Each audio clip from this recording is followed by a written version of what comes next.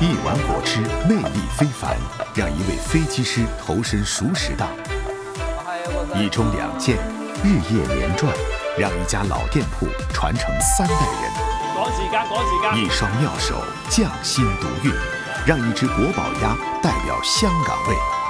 在异乡开枝散叶，在灶台回望故乡，老广味道通达4海，运来8方。祖辈对故土口味的眷恋，是手艺传承的根基。每一道工序的精雕细琢，每一次调味的微妙拿捏，都蕴含着他们对远方家乡的无限追忆。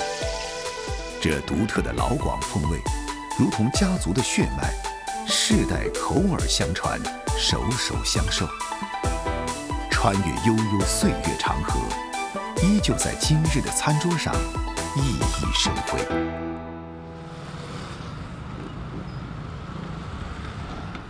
直接開始做，呢個係比較考啲手工啊。佢嗰個配方係已經係經過咗調製咗啊，比較適合咁樣做嘅。倒浆、抖漿、蒸煮、探焙，这一整套动作每天需要重复近1000次。自从父亲退休后，傅寒奇和妻子便肩负起了果汁皮手工制作的重任。第2次煨過去之後，唔煨個面碎晒啊！我55歲做到依家都係咁樣做法。傅寒奇從小就在自家餐館幫手，至今已有25個年頭。傳統果汁皮的製作既耗時又費力，傅寒奇與妻子嚴格遵循着父親定下的傳統。我唔放心俾佢哋做，因為佢季節嚟唔同啊。新米啊，佢嗰啲漿打出嚟，佢唔受火啊，掀過嚟嘅時候佢又唔靚啊。如果你俾嗰啲外勞做咧，佢哋唔理你咁多噶啦，掀過嚟唔靚就唔靚啊，或者你俾我哋自己做翻咯。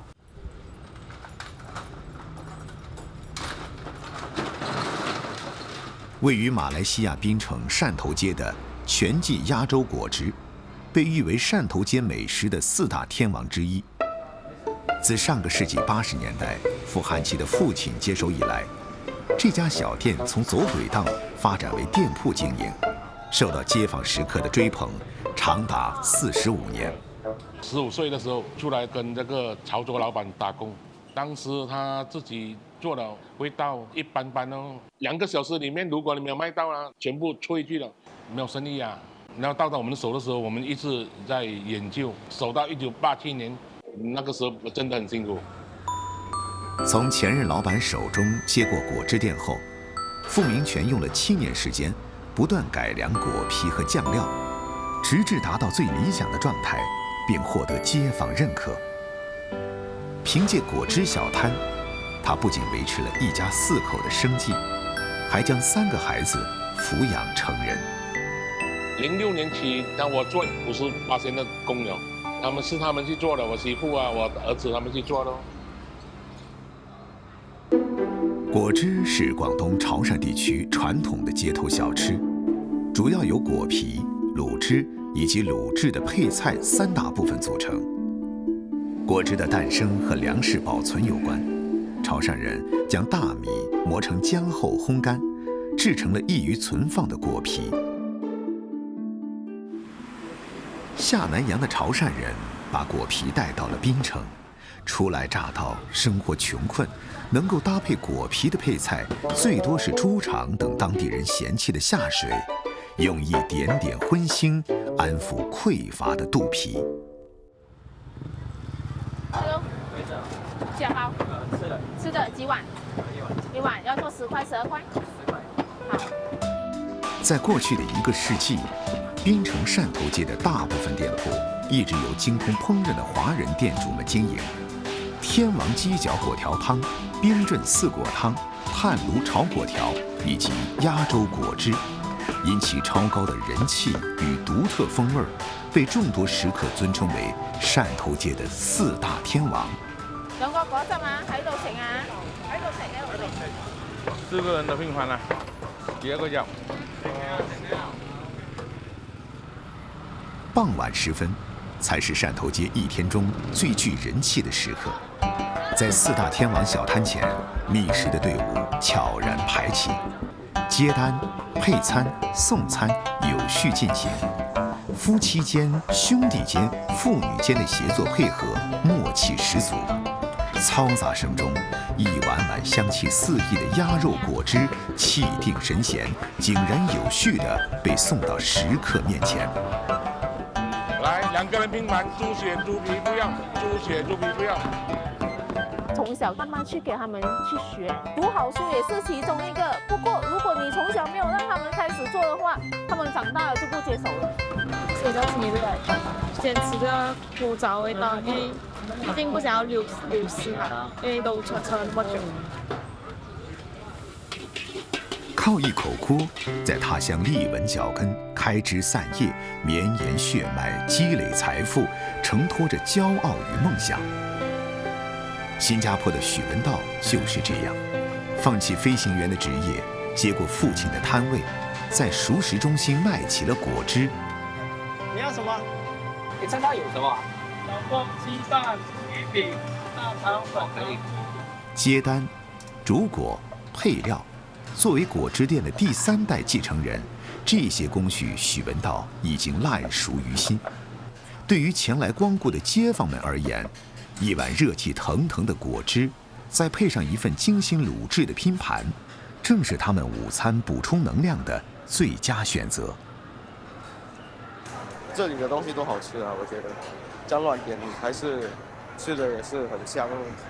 每次都是只吃这家啊，这个是最好的。价钱很合理，大肠哦，它洗得很干净。一开始就是没有空了，连上厕所都没有去了，就到了等下3点多这样的时间才会停下来。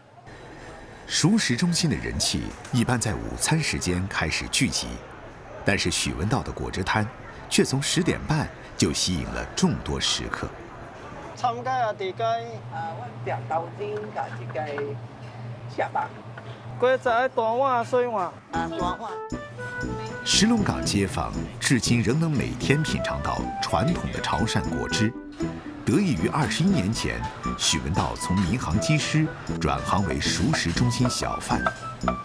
其实我父母不希望我做这一行啦，我老婆其实很不喜欢我做这份工，我2个孩子都不怎么爱吃这个。说我做了21年，我看他们真正坐下来吃我的东西少过10次了。父母不支持，老婆不喜欢，孩子不爱吃，许文道却一意孤行，到底为了什么？我3点到这边就大概5个钟头的准备跟煮的时间哦，尽量把油刮得干净一点。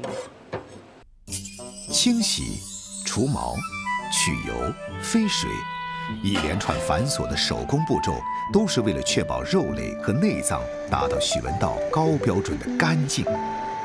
只要有皮的东西都要烧过一遍。我接手的时候，你懂我老爸讲什么吗？我有病，叫我去看医生。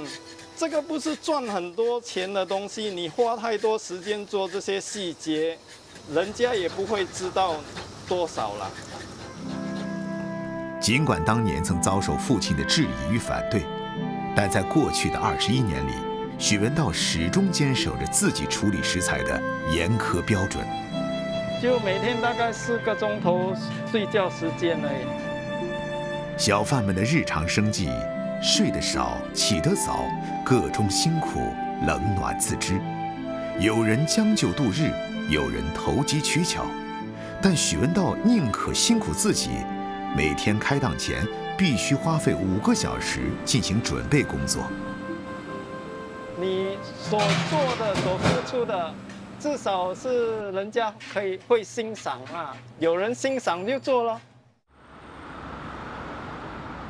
全部捞起来就可以开始卖了。今天提早半个钟头，就只等顾客来了。从小就在厨房的烟火气中长大，许文道亲眼目睹父母的辛劳，也感受过街坊四邻的善意。正是这份来自食客们的认可与赞赏，让他毅然放弃了飞机师的职业，选择回归家族传统。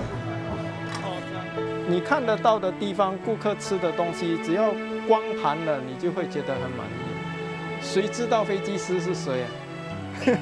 可是你站在这里，就是人家就是认得你。一代代粉丝们的热爱与支持，使得传统老广味儿，即便在异国他乡，也能生生不息地传承下去，吸引着每一个寻味而来的人。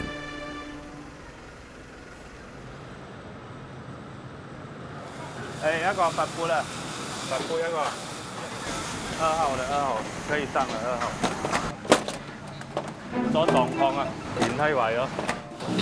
在繁忙的晚餐高峰时段，这家位于新加坡薰衣草区的老字号粤菜馆，因突如其来的电梯故障，打乱了日常的运营秩序。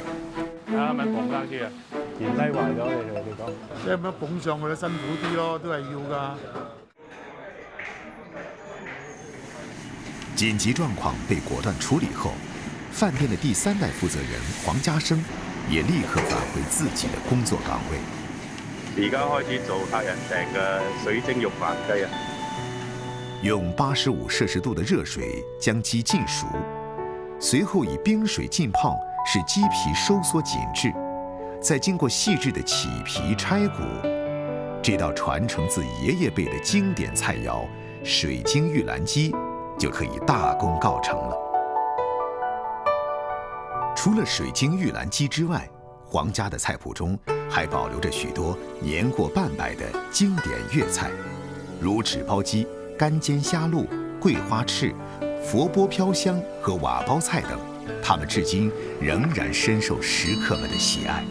3、4代嘅人都有嘅，佢哋嚟到仲會同我哋講，我細子、我阿爺啊、我阿爸都帶我哋去嗰度食啊，去到你都係有覺得好感動，可以做咁多代嘅人嘅生意，又可以令到佢哋食到嗰啲舊時嗰啲味道。在新加坡立國之前，喜臨門已經開張，一家老飯店，一本老菜譜，傳承3代人。屹立在異國他鄉大半個世紀。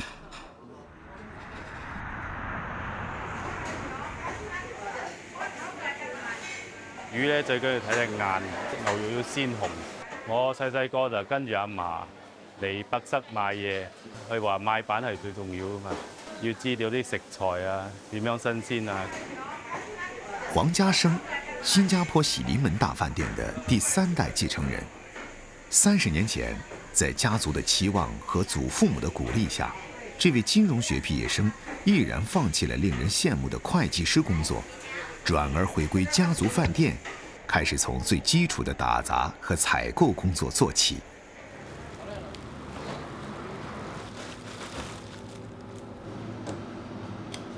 今晚有佛缽，鮑魚有2隻。採購完食材，黃家生趕在10點前回到飯店，負責品質監督和烹飪指導的四叔也準點出現。叔侄倆的日常工作重複着前輩的節奏。我都81歲啦，我照做啊，入廚房跟下眼啊，出入啊，收下錢又係乜都做啦。喜臨門大飯店的傳統手工菜聲名遠播，少不了四叔的貢獻。不過說到他的前身，其實是專門做燒臘快餐的走鬼檔。即係戰爭啦，我阿嫲咧就翻嚟中國啦，咁我阿媽咪即係賣燒臘養大我哋咯。黃家生一家的幸福要歸功於奶奶的勤勉和爺爺精湛的廚藝。正是爺爺當年將地道的順德瓦包菜引入餐廳，新加坡才有了首家能夠品嘗到正宗廣式瓦包菜的餐館。可以講佢獨家首創嘅，成30幾種瓦包菜。在資深粵菜廚師手中，萬物皆可被瓦包。不過，以往的瓦包菜多出沒於市井街坊的家常飯桌。直到上世紀80年代，瓦包菜中的啫包在一眾大排檔當中成為當家花旦。而家呢6號啊！在用餐高峰时段，四叔总是在厨房和餐厅之间来回忙碌穿梭，从下单到出菜，每个细节他都细心监督。侄子黃家生則負責烹製。瓦煲菜嘅製作咧，最緊要注重嘅咧係控火後，水咧係個份量要落幾多，同埋煮嘅時間。你唔好睇咁簡單喎，瓦煲有爆香，有遮煲，又有燜嘅喎。瓦煲菜的靈魂在於揭蓋就噴湧而出的焦香鑊氣，要逼出這股鑊氣，瓦煲溫度要夠高。令熱油與料頭猶如乾柴碰烈火，將薑、蔥、蒜等料頭中的香氣撞出，形成濃郁香味。然後將主料放入燒得滋滋響的瓦煲中，高溫之下，食材表面迅速受熱焦化，內部水分被鎖住的同時，也激發了美拉德反應。炆魚啊，又有炆牛腩啊、炆海參啊，呢啲都係炆嘅。最大嘅區別咧係汁多，遮煲係汁少。無論是燜煮還是焗，瓦煲菜在上桌開蓋之前都保持着相對密閉的高溫狀態。當在客人面前揭開蓋子時，香氣瞬間騰空而起，直衝鼻尖。忙嘅係40-50煲。如果唔繁忙嗰陣時，有時都10幾煲咁樣。Thank you, sir. Thank you. 餐飲人每天都食無定時，收工後，第2代和第3代家族成員聚在一起，開始不定期的試菜和品味的檢驗環節。你哋試下今晚嗰啲菜啊，睇下啱唔啱味道。我就覺得呢個可以加次咯，少咗個紅蘿蔔絲喺度。個點綴啊都好啲，色香味顏色排第1啊！肉爛雞啦，油浸筍殼啦，八寶鴨啦，我哋一定要保留嗰啲半個世紀嘅菜式。所以你而家兩兄弟就要堅持落去，越做越好，仲要超越過阿爺。呢個係阿爺嘅希望咧，我冇呃你嘅，繼續努力。OK。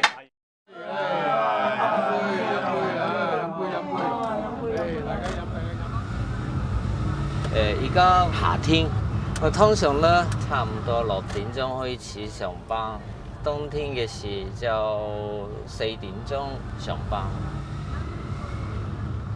在過去的5年裡，陸定全無疑是橫濱中華街上起得最早的華僑之一。他每天的首要任務就是給門前的售賣機補貨。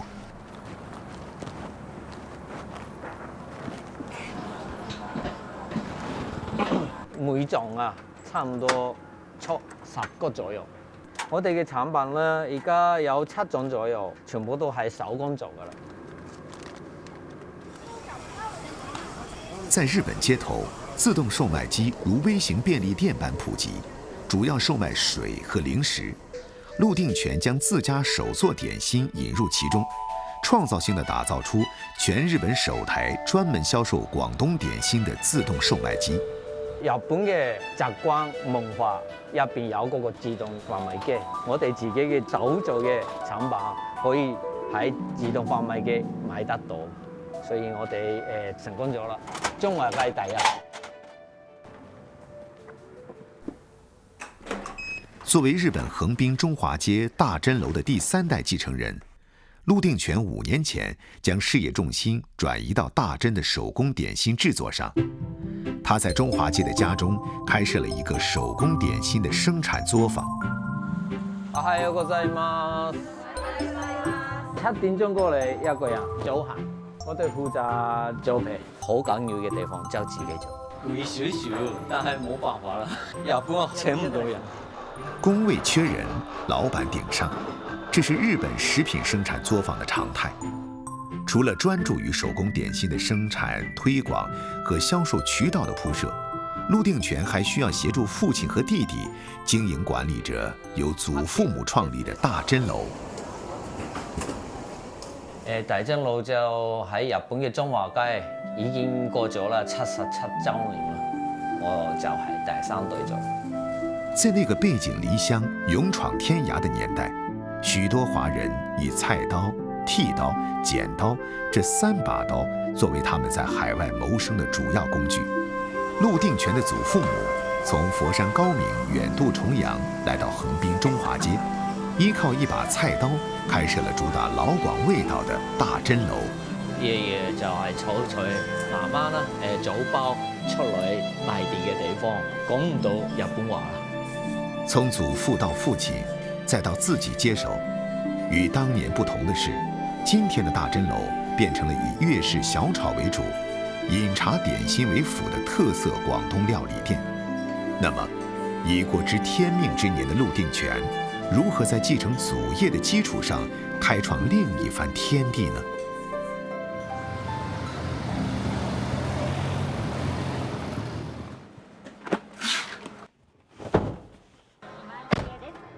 點心手工作坊順利運作後，陸定全還需親自承擔送貨的任務。他要趕在上午10點前，把客戶預定的包點送到酒店和商場。おはようございます。すいません。検品お願いします。結構人がいるから売れちゃってますね。だいぶね。啊，そうなんですね。我哋父母就係自己擺。今次做咗20箱嘅芝麻球，仲有包嘅少少。呢度啊大黑嘅地方就搞掂啦。跟住去下一個。自從陸定全將大真的廣東點心業務擴展後，他的生活節奏比5年前僅負責管理大真樓時加快了1倍。好多中華街嘅間房又可以賣我哋嘅點心啊！但係咧而家好少啦，搞掂啦，咁多啦。家族餐廳的傳承既是使命，也是責任。在這樣的壓力下，迫使陸定全不得不在老闆與員工的角色間不斷切換，每天工作超12小時。黃師傅，今日有同鄉會嘅宴會，有冇好特別嘅嘢？可唔可以出嚟？吆喝明同鄉會即將在大真樓舉行，陸定全與廚師討論同鄉會的菜品安排。他希望師傅推出一些能夠帶有老廣風味的懷舊點心。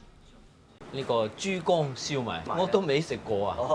豬肝入邊包燒賣咧，就本地人仲唔係咁容易接受嘅。呢個豬肚咧，日本人都好少食。希望咁樣嘅嘢，同日本人大家食好食嘅嘢啊！在過去40年中，隨着中國文化在全球的影響慢慢擴大，中國料理，尤其是廣東料理，在日本街頭迅速崛起。然而，鮮為人知的是，100年前，在日本的中餐主要面向低端食客，以大份飽肚為特色。以前日本人都一樣啊，冇錢，為生活可以討飽嘅嘢，就麵啦、飯啦、包啦、燒賣啦咁樣啦。這種情況到了20世紀80年代就悄然改變。隨着種類繁多且外觀精緻的廣式茶點一盅兩件在日本的流行後，日本人對中國料理的看法發生了根本性的轉變。改變咗嘅最大嘅地方就係粥嚟㗎。呢個粥啦，日本人啦通常病咗嘅時食嘅嘢，喺中華街開始做粥，日本人都中意食粥啦。廣式茶點品種豐富，但是不是所有款式都能被日本食客廣泛接受？黃師傅決定利用這次同鄉會的契機，製作一些懷舊風味的點心。呢個係個豬潤燒賣個餡，食材嚟講係蝦啦，跟住就係肥肉啦，跟住杞子啊、馬蹄啊、呢個芫茜。為了適應日本消費者的口味，黃師傅將傳統的豬潤燒麥進行了改良。他用蝦滑替代了豬肉，並巧妙地將豬潤包裹在蝦滑中心，使到蝦滑爽脆口感中爆出豬肝的嫩滑多汁，鮮美異常。着重口感，就唔係話好着重成嗰嚿豬潤嘅味道。牛肉球搭配豬肚皮，豬肚搭配白果，排骨搭配芋頭，牛仔骨搭配蘿蔔。在廣東茶點裡頭，食材搭配极为讲究。这些搭配最初并非刻意选擇，而是源於對底層食材的物盡其用。山竹牛肉球咧就係電枝竹，如果係冇指明嘅嚟講咧，咩都可以嘅。西洋菜底又得，青豆又得，有皮有芋頭，因為啲咩都會墊落去嘅，咁啊盡其用啦。以前咧就係比較會係將嗰個成本咧就冇咁高，要下邊咪要墊啲嘢上去攏上去，咁啊大體啲。這種小眉小眼處的搭配，完全體現出老廣勤儉持家、物盡其用的特點，創造出獨特的口感和極致的美味。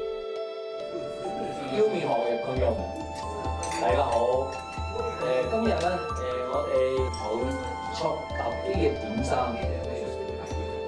華人同鄉聚會，聚的是兄弟情，會的是故鄉味兒。傳統的家鄉風味點心，才是異國歡聚的最佳搭配。我哋嗰個出嘅點心咧，好傳統嘅嘢。好食嘅話，我喺日本出呢個點心啦。我中意呢個。呢隻就係白果豬頭，好食啊！個排骨咧，係下邊嗰啲芋頭啊，呢個牛仔骨下邊嗰啲蘿蔔啦，豬肚下邊嗰啲白果啊，都好好味。好少機會嘅，冇咁嘅機會俾咁樣食。係啦，就係呢啲真係傳統嘅北京豬公燒賣好啊，推出嚟。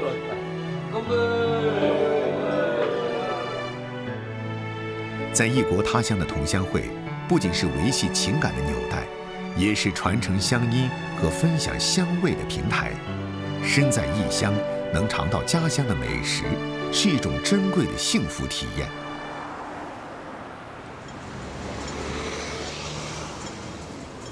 得唔得？得嚟啊！趕時間。晚餐時分，位於香港大角咀的這家餐館，大廚寶哥就像哆啦 A 夢，不管客人想吃什麼菜單上沒有的菜，寶哥都能滿足他的需求。好。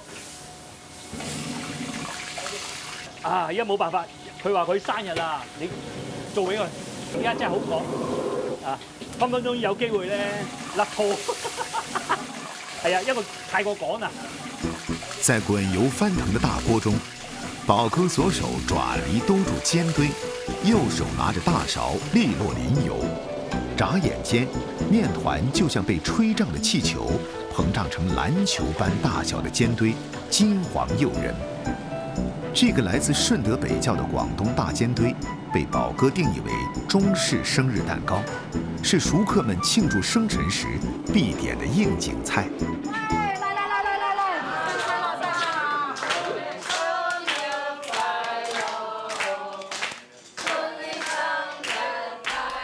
廣東大煎堆寓意着歡樂和團聚。每晚，大廚寶哥都像隻小蜜蜂一樣，在廚房和餐廳間來回忙碌。樓面是寶哥的另一個舞台，與客人合影、詢問意見。寶哥的餐廳就像家庭聚會的客廳。一上嚟都唔食鴨嘅，係啊，話我唔食噶嘛。今日咧呢個係好食。今次北海道一落機專嚟呢度試一試先，感覺咧其實有驚喜嘅。食咗第一次就話以後就係喺呢度食㗎啦，就係咁樣。香港餐飲市場競爭激烈，北上消費潮流越演越盛。寶哥餐廳是怎樣做到座無虛席，甚至成為明星飯堂的呢？好，拜拜。好啦，慢慢行啦，慢慢。送走最後一桌客人，寶哥的工作仍未結束。呢個焗捧鴨咧就係我師傅所創嘅。之前啲功夫我哋一定係提前做嘅，有啲洋薏米、雙蓮啦、瑤柱啦、小米、鹹蛋黃，同埋個野生竹笙。國寶鴨的製作至少需要7個小時。第一步通常都會在凌晨時段來進行。將佢啲餡全部氹晒落去，咁咪再將佢逼實，跟住咧慢慢氹落去，再拉直佢。你啲鴨咧，你煲咗咁多個鐘頭咧，嗰啲鴨肉咧會腍啊。預防啲鴨咧，咁我哋一定要用個鹹水草或竹藤綁住佢。咁樣要做12隻，晚晚都大致上都係1點鐘至2點鐘之間。聽日繼續。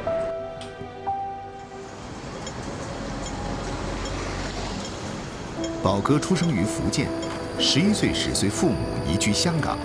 由于学业跟不上，他在就读初2时便辍学进入后厨。凭借着勤奋和天赋，宝哥很快就得到了厨房师傅们的赏识。8年间，便從一名雜工晉升為掌勺大廚。係喺地方，係啦，冇意思。今日啲好多人訂台都冇位。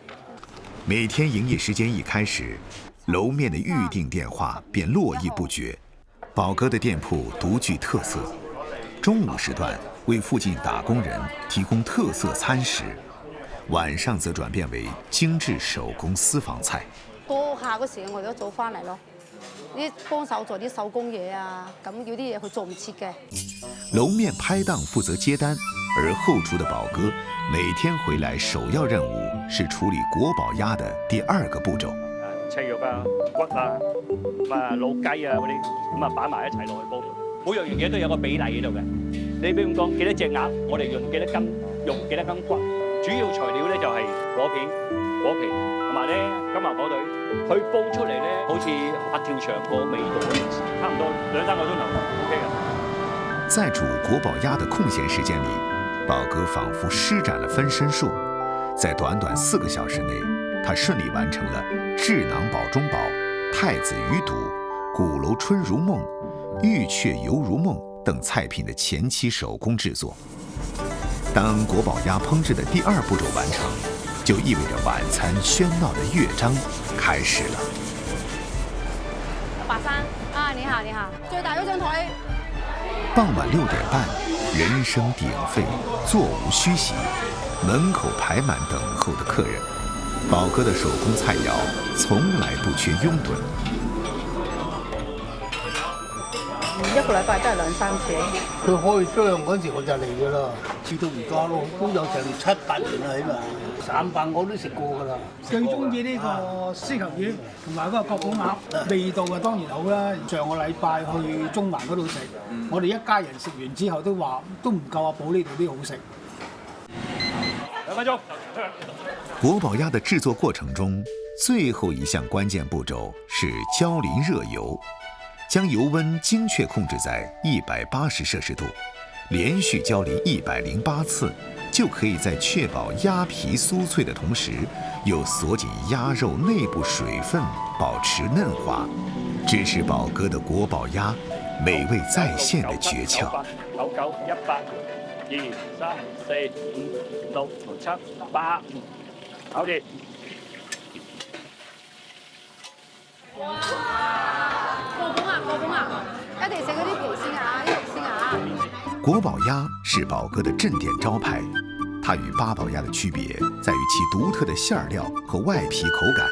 佢哋有個 online 嘅 interview，咁所以我睇完之後咧，佢親自示範咗點樣整呢個國寶鴨，跟住我就睇完覺得哇，呢個師傅相當有呢個熱情，咁我就覺得今日真係要訂台嚟捧場支持下。得，準備起，擺埋呢後面啦，得，一隻。忙碌的廚房分工有序，寶哥由始至終肩負着各種手工菜的製作。一般嚟講最少6至8個豬肚先炒一碟餸。冇頭嘅煙燻雞啊！我就會用嗰啲黑皮蔗同埋荔枝皮同埋就玫瑰花、普洱茶啊！嗱，依家開始計到6分鐘，佢分出嚟咧，嗱，你嘅色澤好金黃色嘅。一道道傳統手工菜陸續登場，國寶鴨、智囊寶中寶、初吻骨、鼓樓春如夢、失傳煎釀太子魚肚、霸龍鳳舞9天、玉雀環迎，這都是瀕臨失傳的傳統粵菜，被寶哥從老師傅們的記憶中打撈出來，在餐桌上重現光彩。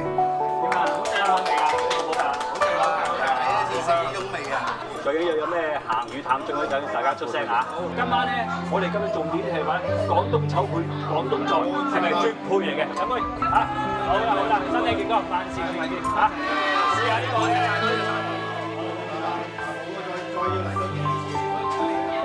對過去的回望和梳理，是為了更好地向前走。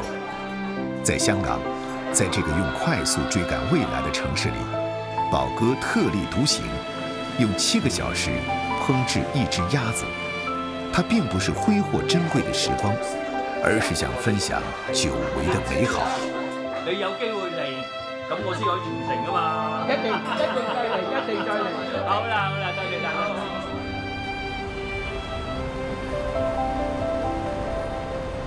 晚上好，咁多位，呢一屆咧係我哋有新推出嘅廣興龍年盛菜品啦，有個蝦醬花膠炆雞，仲有個蝦醬蒸豬爽肉，建議咁多位可以試一試。蝦醬豬爽肉，蝦醬花膠雞。收到。蝦醬被誉为酱料界的猫山王，其独特之处在于闻之略臭，品之却鲜香四溢。在传统的老广渔村菜肴中，虾酱与空心菜、豆角、五花肉等食材巧妙融合，烹制出如虾酱炒空心菜、虾酱焖豆角和虾酱蒸五花肉等令人馋嘴吊胃的美味佳肴。不時不食咯，不鮮不食咁，就係咁啊，一年四季啦。位于澳门蛋仔的这家渔村，自开业之初，便坚定秉持不时不食的追求。由经理把控出品质量，后厨团队严格遵循时令，从而塑造了澳门独一無二的漁村風味。呢個蝦醬蒸豬爽肉，邪就邪惡啲，不過好好食，等陣配個白飯就冇得頂啦。難度有嘅，因為我哋都係第一次做，第一次去傾係唔順利嘅。阿潘生係完全都唔搭睬我哋。第二次再去，我哋邀請佢過嚟氹仔漁村。咁試完之後咧，老人家都微微嘴笑，佢仲講一句啊，不如我啲蝦醬可以做到呢啲菜出嚟㗎。維持一家傳統粵菜餐廳的核心競爭力，往往依賴於對菜品烹飪技藝的極致追求，對食材原味的堅守，以及保持餐廳獨特風味的決心。既要傳承漁村風味的傳統，又要探索新的烹飪理念。陳維進和李國偉是如何實現這一平衡的呢？喂，阿津啊，今日咧就同阿雷生已經約好咗㗎啦。咁就去個鋪白花灰。得。係啦，咁等陣你去到就睇下有咩涼果係啱，或者係醬料係啱，完成我嘅菜品。得，好嘛？好。雷生。喂，哇，村長！隨着與百年蝦醬品牌合作的圓滿結束，李國偉與陳維進迅速着手策劃下一輪連城合作，將目光轉向另一家同樣擁有悠久歷史的澳門本土老字號。涼果咧，上一輩咧就最中意嘅零食，有啲人都係煮下嘢食嘅喎，例如梅子排骨嘅時候咧，落多兩個真係嘅話梅落去嘅喎。係啊。呢個紅薑可以做咩我哋嘅紅薑皮蛋酥嗰啲餸菜都可以做到嘅。我哋個紅薑唔係人哋普通嘅一個醋加糖咁樣去醃製，你睇到佢個紅得嚟咧，唔會好似染色體咁樣嘅。好自然。涼果是指將各種瓜果經醃製、糖熬煮時浸泡、乾燥後製成的產品。廣式涼果始於唐宋。最初誕生的原因是農民為了將一些糧食，如鮮果子或蔬菜存起來作為儲備糧，製成涼果後，留原瓜之味而更甜香，保原果之形而更精美。我哋係原油麵豉，即係話咧用大豆做呢一個麵豉嘅過程入邊咧，我哋係唔抽醬油出嚟嘅，將所有嘅醬油係完全曬乾，融入去嗰個麵豉入邊。涼果和粵菜要怎麼搭配才能叫食客接受呢？這個傷腦筋的問題有點超出陳維進的預想。進哥決定還是在廚房實操來解決。就煲仔飯芫茜粒啊，有冇跟皮啊？哇！啲菜心有啲深喎，睇睇喎。過咗4次咯，過咗今日又4次咯。呢個菜花就唔得噶啦，要拍照啦。通知佢哋採購部啊，通知啊供應商，跟住叫佢補翻嚟。嗰啲有啲細喎。唔得，太細啦，退咗佢啊！影相發咗去群度。從生鮮到蔬果，針對每天新進貨的食材，陳維進要求團隊必須嚴格篩選，確保每一樣食材都是最鮮活的狀態。出得呢個糧一定要有，大家要有責任心先得。随着饭点的临近，渔村的后厨里，打杂、水台、砧板、炒货都忙得像打仗。主厨靖哥就像老练指挥官一样巡视期间，无论是大问题还是小瑕疵，都逃不过他敏锐的眼睛。你包起佢，一盤一包，你嗰啲要係咁包啊嘛！你嗰啲有咩料啊？料頭全部係咁包 ，QA 咪抽你一排咯。你春到好似春到咁長就咁長啊嘛！我一半都夠啦，使咩咁多啫？佢12點零啊，要嚟㗎啦，你仲未搞得掂啊！真係。等話起菜嗰陣時先就係搞嗰頭嗰邊啲咩？呢啲水淋得就係唔啱我要求。你都少少叻青啊嘛，呢度全部都爛晒啦。新咗幾啊？2磅。仲有咩啊？我住後仲有咩？攞烽火跟住擺喺度，咁啊喺度望到㗎嘛。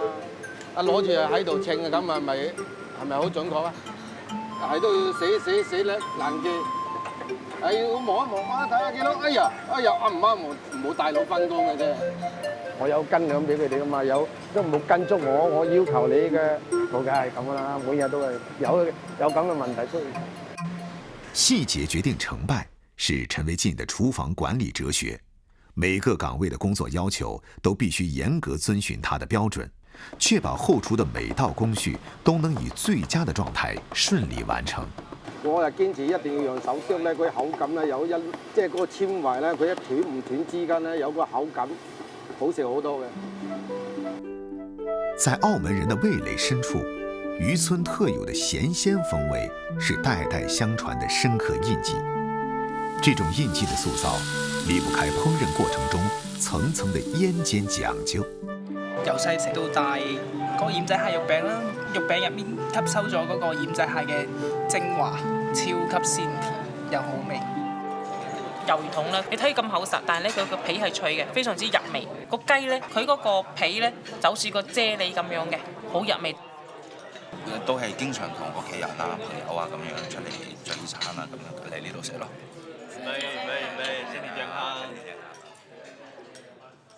夜幕降臨，漁村的晚高峰開始了，大廳的客人越來越多，後廚也漸漸有序忙了起來。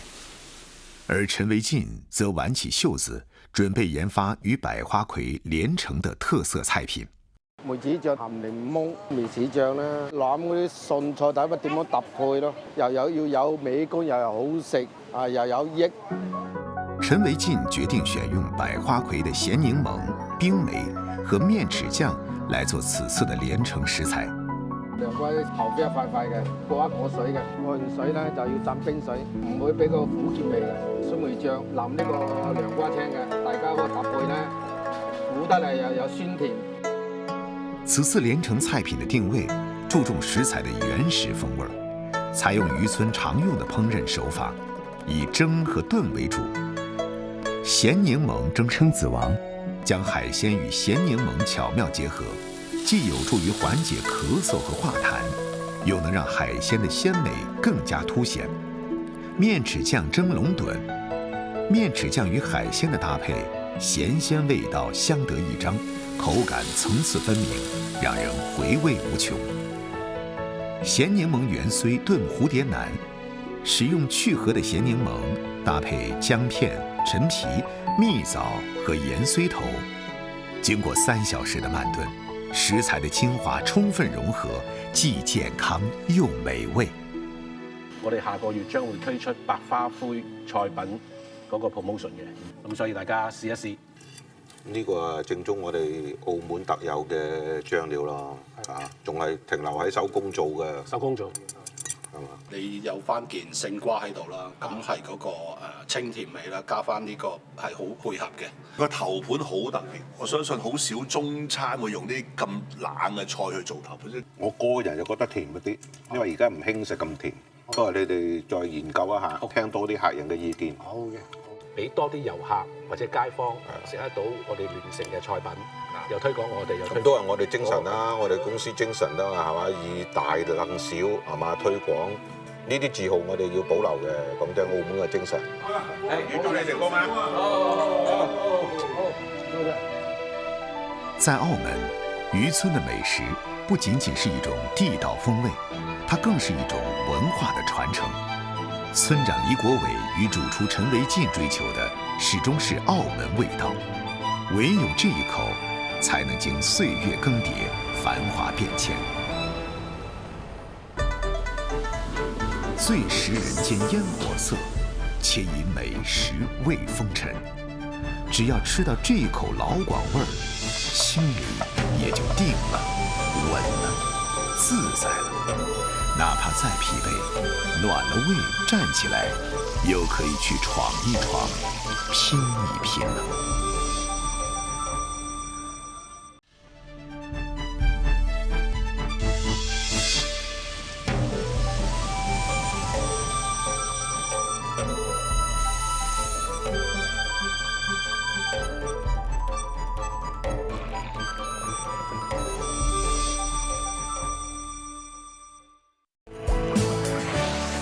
广东卫视美好生活倡导者。